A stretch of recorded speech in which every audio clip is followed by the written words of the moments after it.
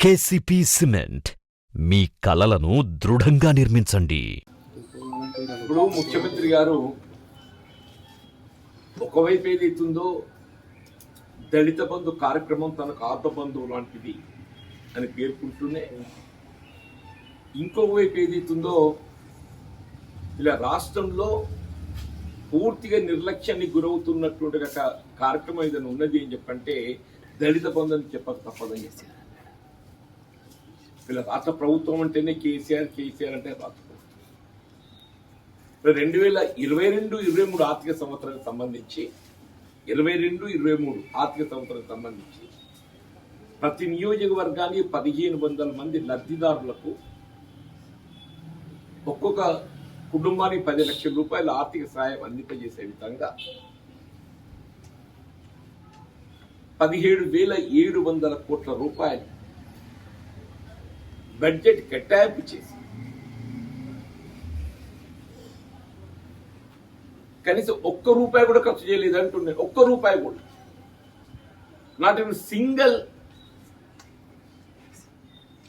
అంటే ఒక్క లబ్ధిదారుని కూడా ఏదైతుందో లబ్ధి ఉండకూర్చండి.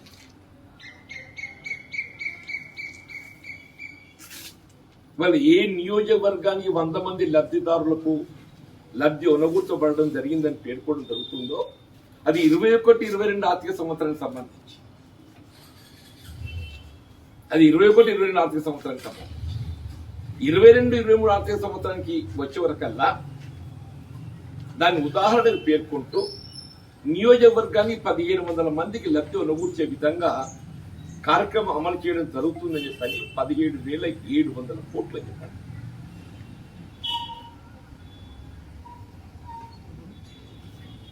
దానికి తోడు ఇంకా దళిత బంధు కార్యక్రమం అమల్లో ఏదైతుందో ఏ విధంగా టిఆర్ఎస్ నాయకులు అవినీతి పాల్పడుతుండ్రు అని స్వయంగా ముఖ్యమంత్రి గారు పేర్కొంటున్నారు.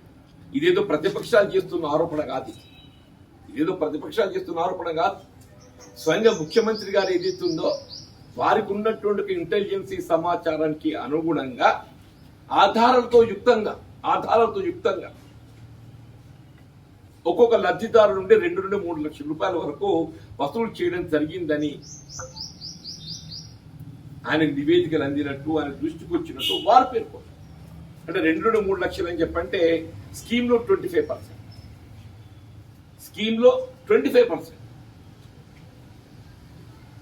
అంటే నీకు ఎప్పుడైతే ప్రత్యక్షంగా వీళ్ళ దళిత బంధు కార్యక్రమానికి సంబంధించి టిఆర్ఎస్ నాయకులు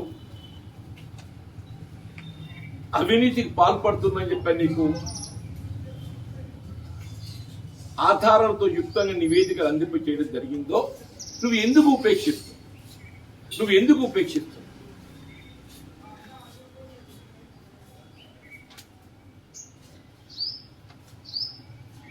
వీళ్ళ ప్రజాప్రతినిధులు ఏ స్థాయిలో ఉన్నవారు కానివ్వండి కాక చెప్పంటున్నానే ప్రజా ప్రాతినిధ్యం చట్టం కింద చట్ట పరిధిలోకి వస్తారు.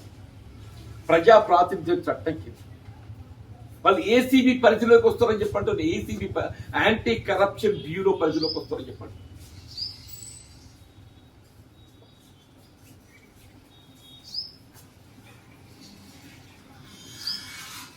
ఆనాడు ఏదైతుందో తాటికొండ రాజయ్య గారు ఉప ముఖ్యమంత్రి పదవి కేవలం ఆరోపణలతోనే ఏదైతుందో